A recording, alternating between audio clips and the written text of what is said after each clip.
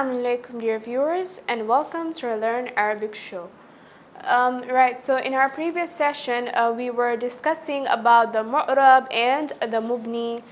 We looked at the meanings and we looked at the rulings, the conditions when the mu'rab will apply, and we looked at the differences in i'rab when trying to describe a mubni and when trying to describe a mu'rab.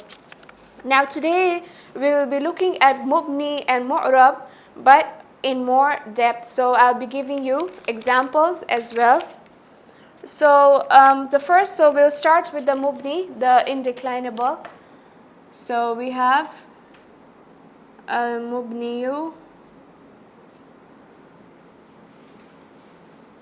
right? So we'll be starting off with the indeclinable noun. Now in our previous session I said the indeclinable noun, these are nouns where the end remains unchanged, right? So end remains unchanged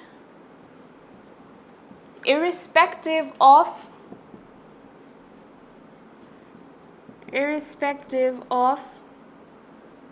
the amil, or irrespective of the governing word, okay? Irrespective of the amil, or you can say the governing word of a sentence.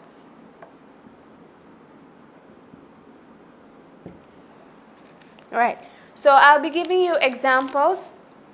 So example, if I want to say in Arabic, for example, this came, okay, just this came. So came in Arabic, you know, from your knowledge of fi'lul madhi, came is ja'a or hadara, okay? I want to use ja'a. This came. What is this in Arabic? Hadha. So you see now your demonstrative knowledge of demonstrative pronoun and your knowledge of fi'lul madhi is helping you now to understand the mubni. So we have ja'a hadha. What if I want to say this means this came? Okay? What if I want to say I saw this? So I saw in Arabic, from your knowledge of fi'lul madhi, I saw ra'aytu hadha. Ra'aytu hadha, meaning I saw this. Okay, but what if I want to say I passed by this? Okay, so I'll say marartu, right? So I have marartu, meaning I passed. Marara, he passed. Okay, marartu bihadha, meaning I passed by this. Okay?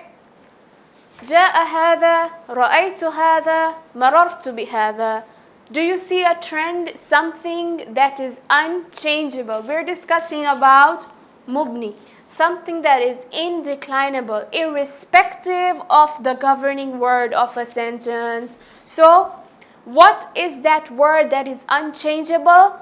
Okay, so you notice here, okay, the word that is unchangeable in this sentence is hadha.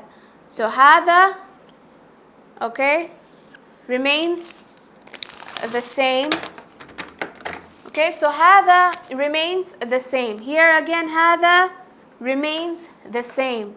Hadha remains the same. Does it change? No. Do I say hadhi or hadhu, or that doesn't make sense, does it? Right? So it remains the same, irrespective of the governing word. So what is my mubni of the sentence? My mubni is hadha. So hadha automatically becomes my mubni, my undeclinable word, unchangeable. Okay? So this is my mubni. So this is the word that basically is unchangeable. It remains the same at the end as well. Hadha, ja'a hadha, this came. Ra'aytu hadha, Okay, I saw this. Marartu bihada. Now here you notice, look at this word here. Marartu bihada. Do you notice the presence of bi? You all know what bi is. Bi is harfu jar. So I'm expecting it to carry genitive. I'm expecting it to be bihadi. But no, it remains the same as hada. So you notice that irrespective of the governing word, whether it is a harfu jar, whether it is a fi'lul madhi, whether it is a fi'lul mudari, whatever it is, whatever is the amil governing my sentence, the mubni remains the same. Okay, so that was that was the mubni. Now we will be going to the mu'rab. Okay, so we're done with the mubni. Now we'll be going to the mu'rab. So it's very simple, especially if your knowledge of the fi'lul madhi, your knowledge of fi'lul mudari, and all the other verbs is there. This will be very easy for you. Okay, now we'll be moving on to the declinable noun, that is al-mu'rab.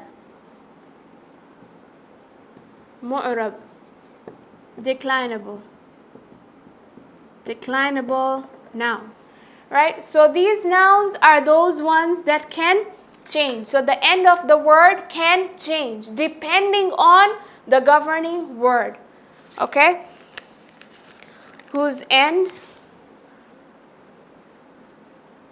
words whose end accepts any of the i'rab according to what? According to the requirement of amil, of the governing word amil. Okay, so for example, I have, say, a man came. I want to say in Arabic, a man came. How will I say came in Arabic? Past tense, ja'a. So I'll say, okay, I'll say ja'a rajulun. Okay, meaning a man came. But what if I want to say I saw a man? Meaning I will say رأيت رجلا. I saw a man. Okay, but what if I want to say I passed by a man? So I will say marartu birajulin. Marartu birajulin, meaning I passed by a man. Okay, now you notice here, notice the changes made. You see, we're discussing about the declinable, those that can change. Now the end, rajulun, is always changing. Here I have rajulun. Okay, so here I have rajulun. Do you see here? The end changes. But here I have rajulan. Here I have rajulin. It changes. Rajulin, rajulan, rajulun. Okay, so al-mu'rab are words whose end, okay, accepts any of the i'rab. What do I mean by i'rab? We looked at the signs of i'rab. One type was by huruful illa, alif, waw, ya. The others are the haraka. What are the haraka? The fatha, kasra. So when I talk of i'rab from our previous session, I mean fatha, I mean kasra, I mean dhamma, or I mean alif, I mean ya, I mean waw. So when I talk of i'rab, Either I'm referring to حروف العلة واو يا ألف, or I'm referring to فتحة كسرة ضمة or فتحتين كسرتين ضمتين.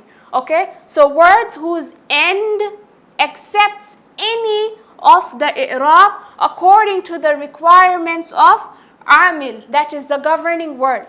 So جاء رجل, رأيت رجلا, مررت برجل. What is the governing word? What is the amil? The amil here is جاء. Here the amil is رأيت, the governing word. So this is my amil. Here جاء is my amil. Here مررت is my amil. Okay, so why do I say جاء رجل?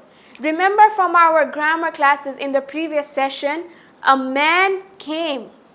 So a man came. Who is the object of who is the subject of the sentence? Who am I talking about? I am talking about a man. Okay, so this is the subject of the sentence. And what did we say about the subject of the sentence? The fa'il.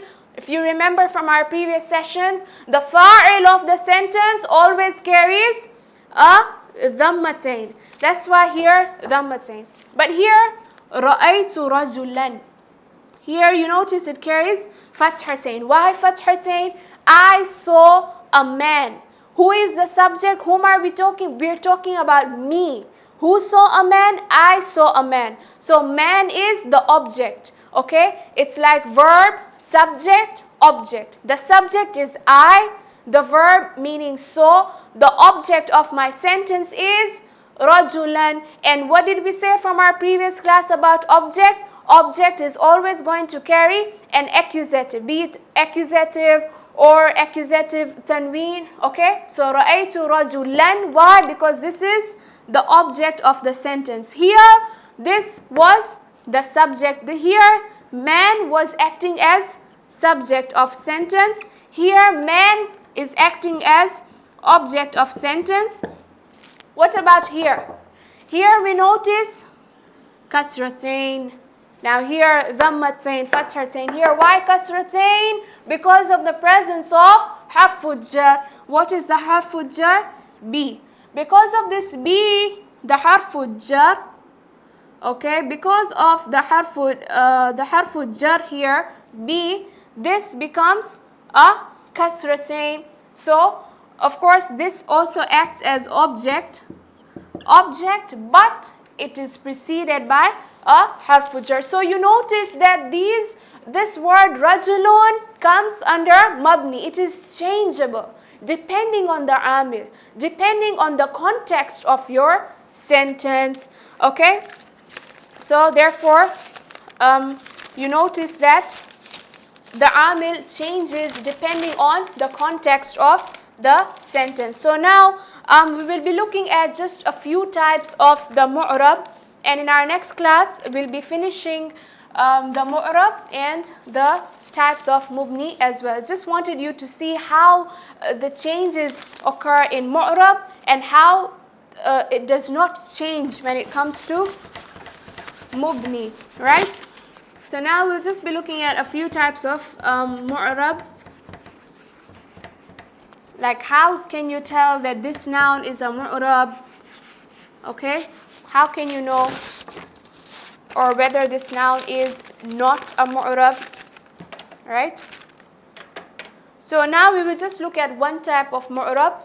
There are of course more than one type of mu'rab, but it's a bit more complicated for this level because there are some things we have still not covered. Therefore it will be a bit difficult to understand the other type.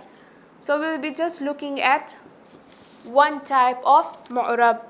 So amongst the nouns, so we have nouns. Nouns meaning al-asma.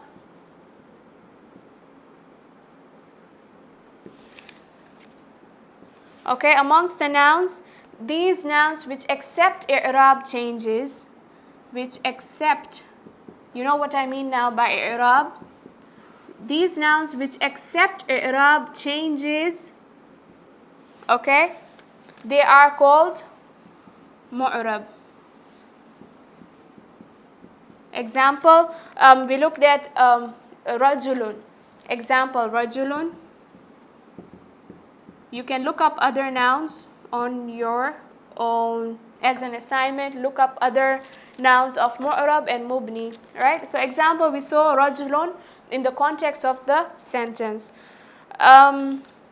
So they're also known as mutamakkanun, also mu'rab, also known as mutamakkanun.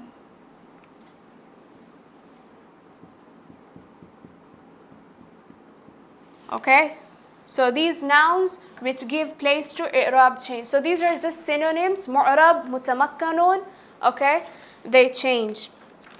Now, there is something important. Now, the next type, type 2, this is a bit of a complication, so we might just drop it for now.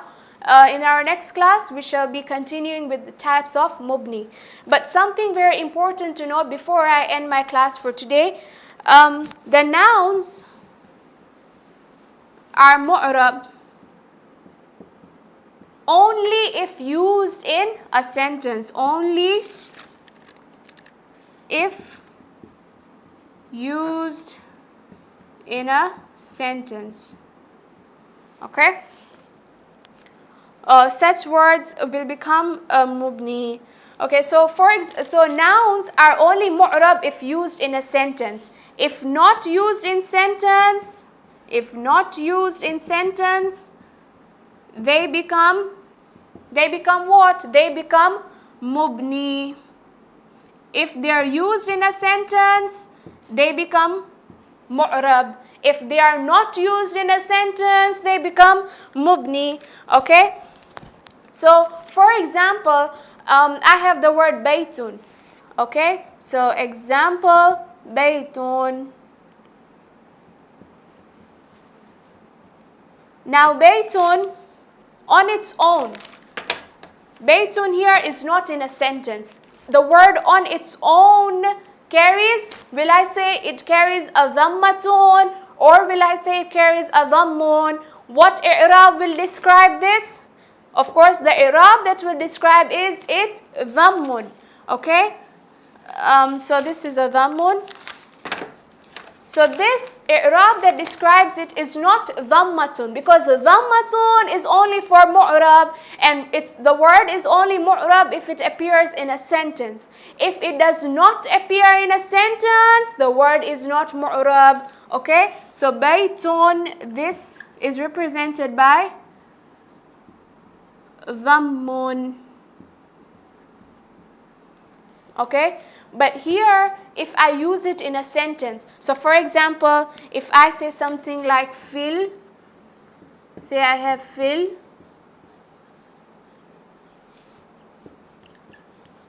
fil bayti. Here, it is used in a sentence, meaning in the house. So here you notice it changes, right? Here it was baytun, and this is mubni.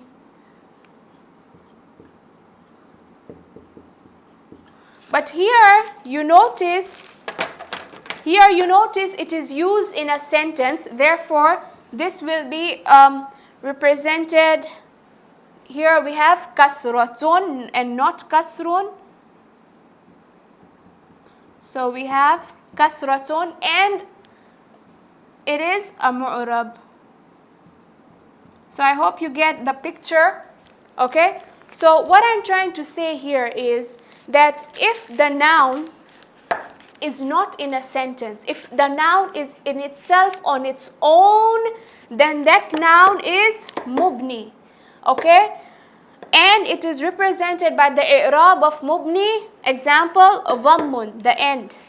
However, if the same noun baytun is in a sentence, for example, fil bayti, it changes, then it becomes mu'rabun, and the i'rab used to identify the last letter is also under the category of mu'rabun, that is kasratun and not kasrun. This is the end of our class today. وآخر دعوانا أن الحمد لله رب العالمين. Thanks for listening and have a nice day.